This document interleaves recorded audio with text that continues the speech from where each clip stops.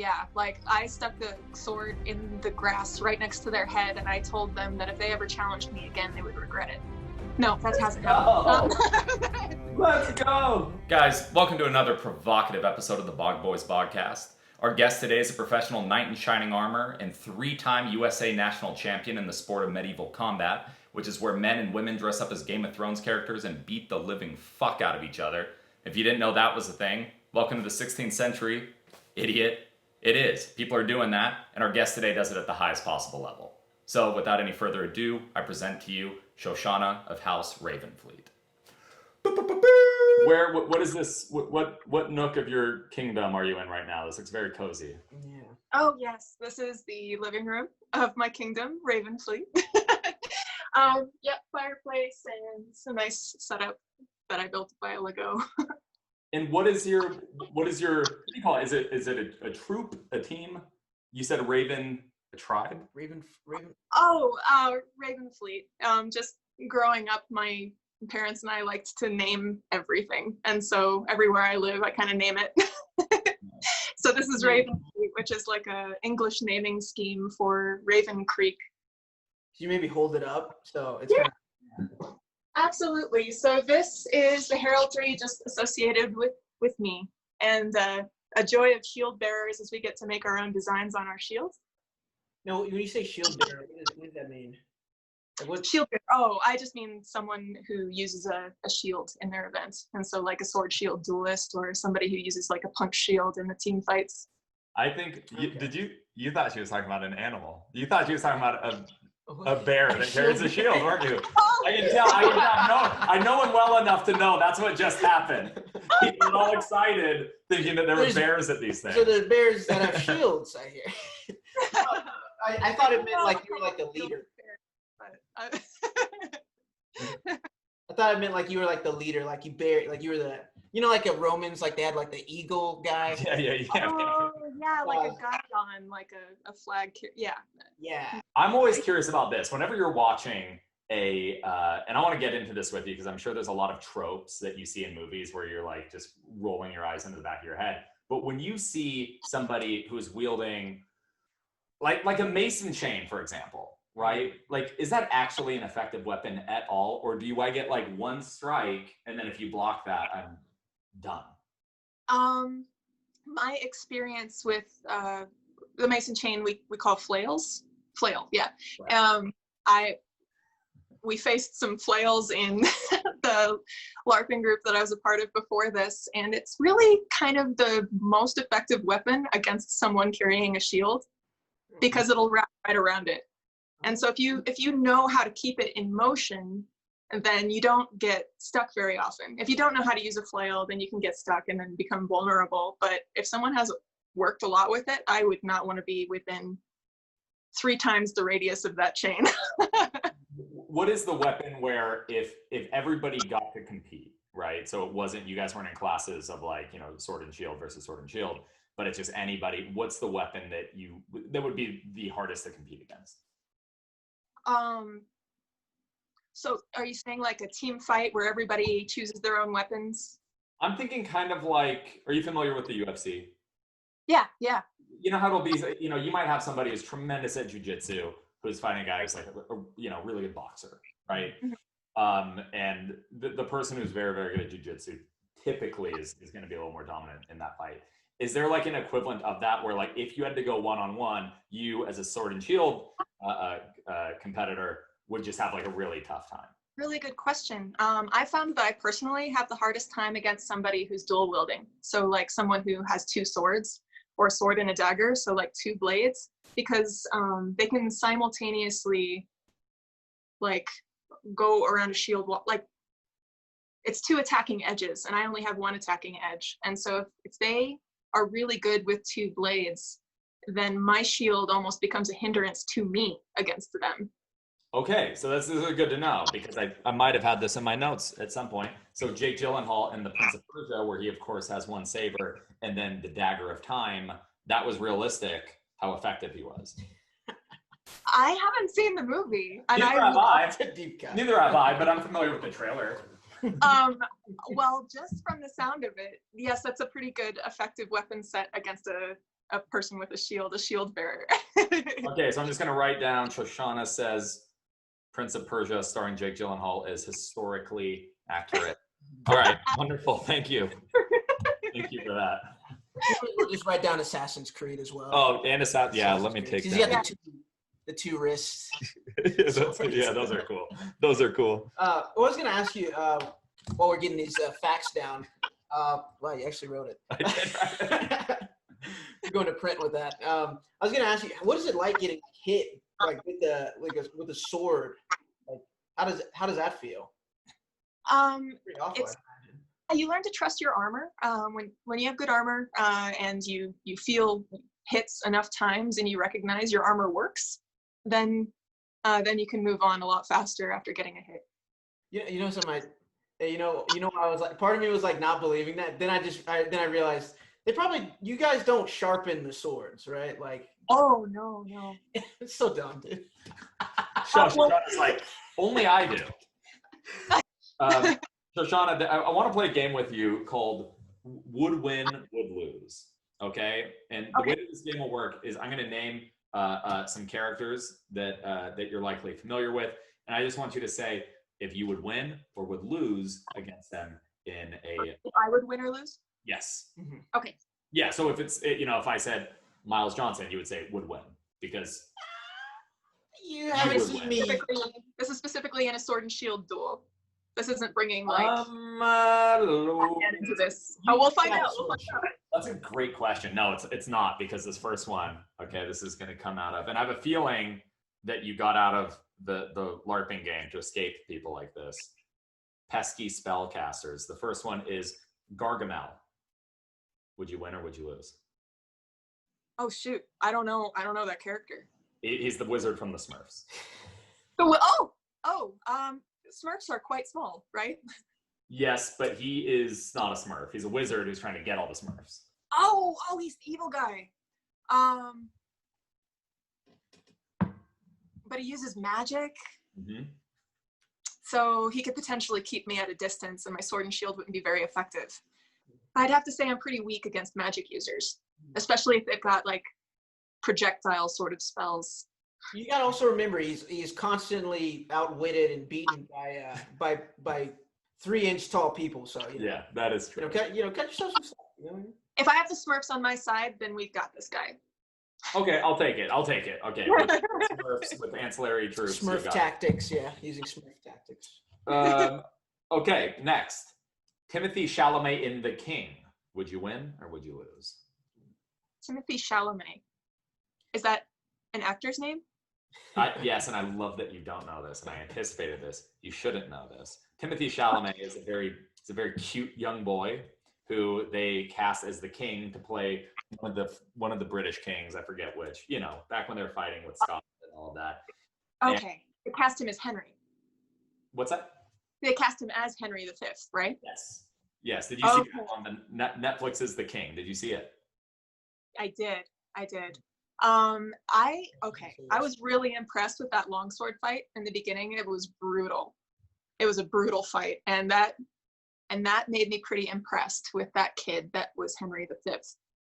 And he managed to kill that guy when they were both wearing full armor. So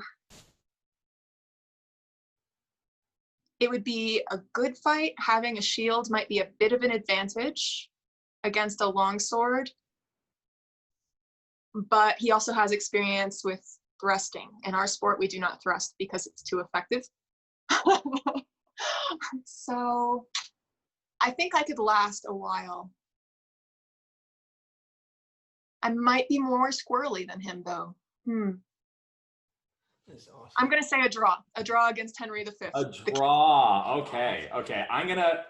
I'm gonna finish this, then I'm gonna come back to that. I'm gonna tell you why you would win. I was like a sports analyst. That was great. Yeah, I do appreciate how much thought you. Oh wait, but you're asking as the actor, not the. No. You answered it. No, the character.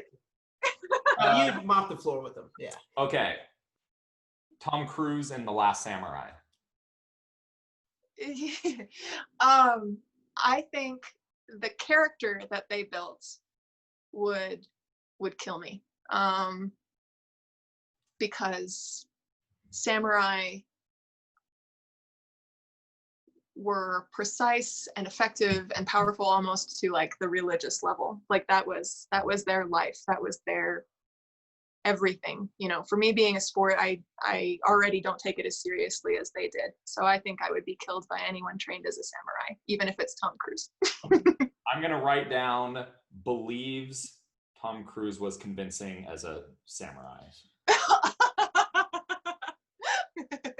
Okay. I got 3 more for you, okay? And I'll hit these ones quick. Okay. The Dragonborn. The Dragonborn? Oh, I'm dead. I'm done. I'm Fusro done. Fusro done. Okay. Jason Bourne. Oh my gosh.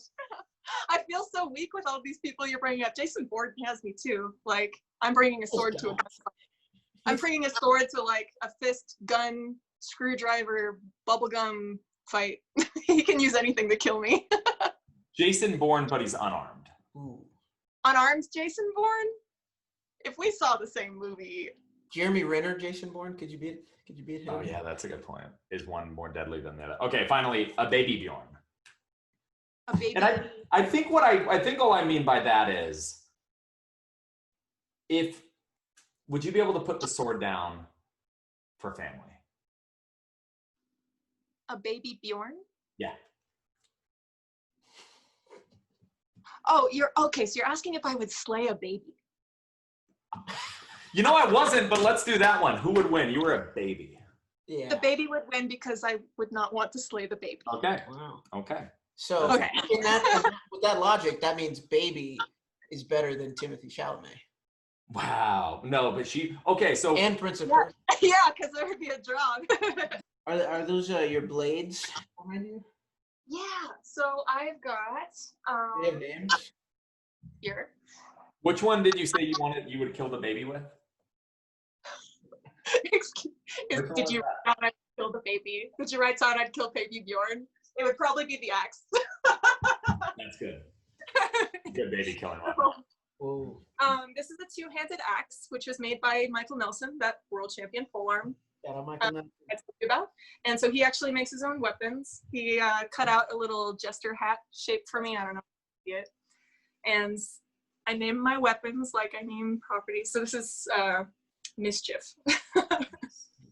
And 2-handed axes are great in team fights because you have some range with them. You have a lot of power with them. You can also use them to grapple and hook people. Mm-hmm. And so the main goal in a team fight is to get the other team on the ground. And so there's a lot of grappling, there's a lot of throwing. If you're good at judo, that's something that crosses over really well. And so this is a pretty versatile team weapon. Can I ask something that's going to be loosely related to the fact that you just showed me an axe? Okay. Yeah. In the Lord of the Rings, when the Fellowship enters the Mines of Moria, okay, and then they get separated from Gandalf because of the Balrog, and he says, "Fly, you fools." Okay, what do you have to say to all of those people who say, "Oh, Frodo and Sam could have just taken the eagles to get to Mordor to destroy the ring"? I say that is one of the most creative fan theories I've ever heard. When I read that for the first time, I was like, huh. And then if you're thinking about the same post I'm thinking about, I think it was on Reddit or something, like they went into great detail. They looked at it from all angles. And I thought it was incredibly creative. Yeah. And so when people like kind of support that idea, I don't have anything to say against it. I think it's cool. How do you feel about it? I think they should meet the business end of mischief. That's what I think. that they should meet the business end of mischief? Well, I don't like the idea that people think that Tolkien overlooked his own plot hole. All right, the eagles would have been spotted by Sauron. Okay, Sauron's eyes in the sky. He's got the Nazgul. Well, it wasn't okay, so we're thinking about something different because the person who wrote this theory that I read was talking about how Gandalf was trying to tell them to use the eagles, but he hadn't been because he had reasons. It was like Coventry, right? There was like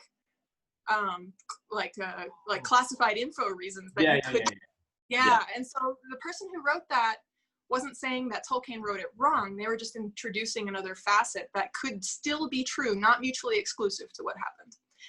Again, Shoshana, you've thwarted my hacky comedic commentary with logic and insight. Let me tell you something. But you are correct. Sorry. You're gonna ask me to take the Eagles. Teach me how to talk to birds. That's all I got. You think Frodo didn't know how to talk to the Eagles? That's true. How would Well, Gandalf was a wizard, which is like a different species in that world, right? So it could be that hobbits aren't capable. Yeah, like Gandalf could talk to a little moth and be like, "Hey, go get the eagles for me." Frodo can't do that. Oh, that was cool when he did that. When He was like, "Hey, come here." Yeah, You gotta catch it. That was tough. He had to catch it himself, and then he had to whisper secrets to it. You know, get him on the side. What is without hurting it? That's a trick.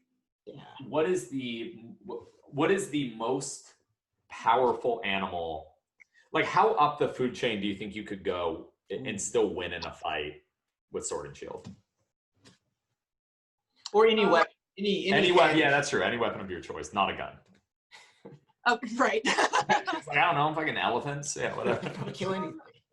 If I am mentally prepared, we'll assume that. If I'm mentally prepared to fight a beast, I might do okay against something like a mountain lion. If I'm mentally prepared and the mountain lion doesn't have like the drop on my neck or whatever, and it's like a face-off somehow.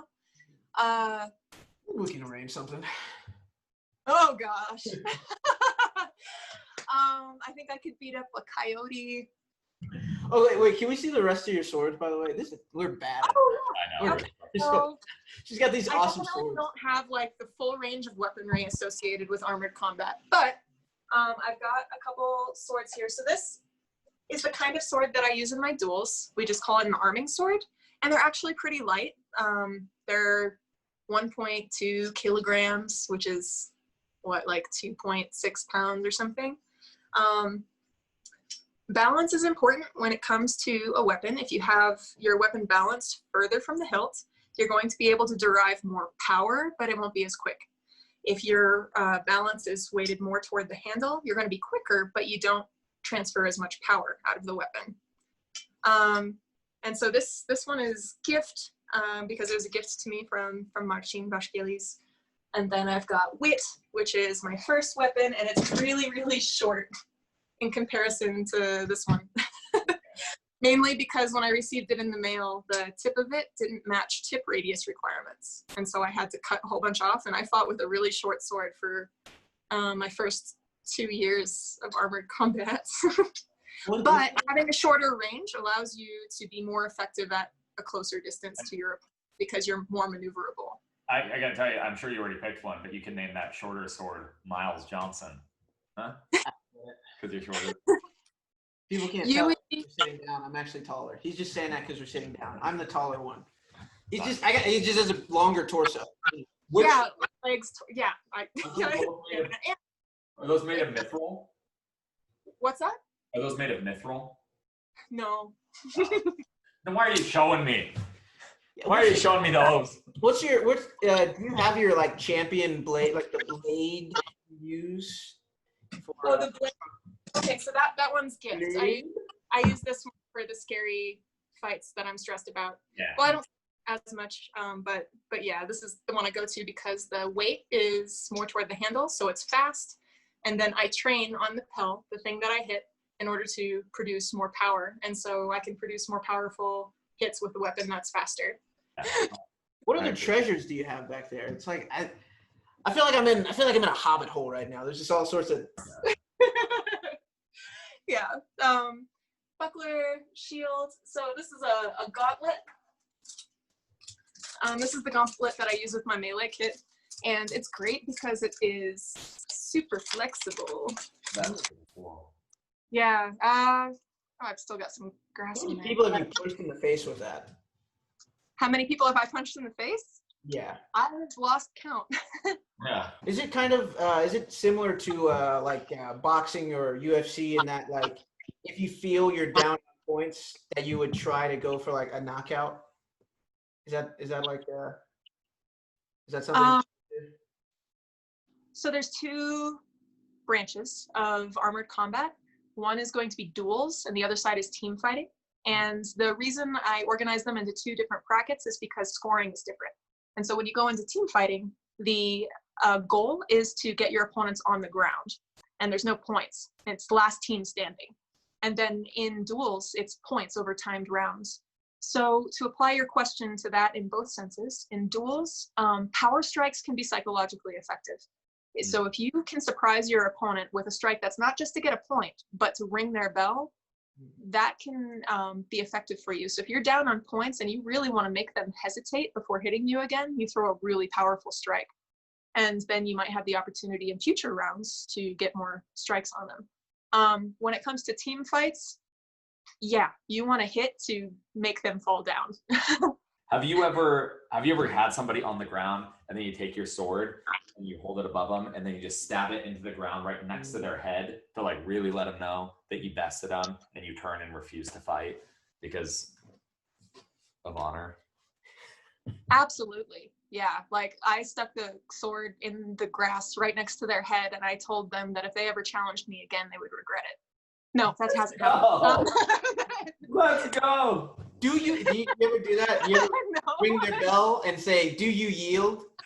And then they give up and you yield. Yeah. No, I have not had that moment in armored combat. You know, I'm just gonna edit this and keep the first part where you said yes. Wait, but technically, my friends are gonna watch it and be like, "Okay, tough guy." But technically, you could do that, right? Like you could knock them off, like knock them on the ground, and like hold your sword and say, "Do you yield?" And they could say yes. That could happen, right? It could, but I think it would be considered impolite. We're very sportsmanlike, most of us. I would reckon that. I feel like it's sportsmanlike to ask them to yield before you slay them. Before you chop their head off. Yeah. Okay. So yeah. In my event, you cannot hit somebody when they're on the ground. So they stand back up. Yeah. So you can't hit them while they're on the ground. But there's another event, pro fights, where there's some different rule sets depending on where you're at, but you can hit them for either a certain amount of time or a certain number of strikes on the ground in order to get points. Pro fights are probably the most equivalent to UFC in armored combat because there's kicks, there's throws, there's knees, there's punches, there's grapples, there's everything. And you're given points based upon all of these influences in the fight. Really interesting to watch. Yeah, I think I saw one. This guy was just bashing this other guy with his shield. It's like just like he was on the ground and he's just hitting him with like the little side part of the shield, and I was like, yeah, you were watching a do pro that to people or anyone or something. Yeah, and it's full force. Like you better trust your armor, otherwise you're gonna get seriously hurt. Yeah, I kind of felt like the marshal should have stopped it after the fourth one. Those are the hardest videos to watch, where you like have to say out loud, like, why aren't they stopping this? Yes. Like, why isn't that guy sitting down? Like, don't take another pole arm shot to the gut, please. Like, worse than an early stoppage where you're like, why'd you call that? He was fine, is a late stoppage. Yeah. Where you're just like, as you like, watch some person get CTE more and more with every blow. That was me with a shield, by the way. You guys probably didn't even know what weapon I had. That was me bashing someone with the shield. I thought you were driving a car. yeah. Bam. Yeah. Definitely better to have a stop fight prematurely than one that's stopping a little too late. Yes, agreed. Should we try to wrap it up or? Yeah, you just usually just wrap it up. I'm gonna say it. No, I mean, like, do you have any questions? I'm saying. No. Shoshana, you've been like super generous with your time. I've really enjoyed talking to you. This has been fun for me too. Yeah, absolutely. I hope so. Do you do a lot of these interviews? No, I'm still pretty new at it. I've had a little bit of experience up to this point, but it's still pretty new. Yes. Wow. You do well. You do well by the sport. Yeah. I look forward to seeing you more. Yeah. Oh, thank you guys so much. I really appreciate you thinking of me for your YouTube channel. Agreed, of course. Yeah. Thank you so much for coming, and let's go get number 4 when all this craziness ends, huh? All right. Go get number 4? Fourth championship, he's saying. You're a champion. Oh. You're a 3-time champion. He's trying to do like a smooth ending. Yeah. Shoshana was trying to make it a smooth ending so we could outro that, but Let's do it again. We'll It's see. gonna end just like this. We'll see you in Scotland Cheers. on the lock, Yeah, cheers. on the edge of the lock. Freaking cool Cheers. things. Our mugs. Ale. I've been pretending to sip on it. There's nothing in here. There's no more juice. All right. Shoshana, thank you so much. Bye Have a bye. good one.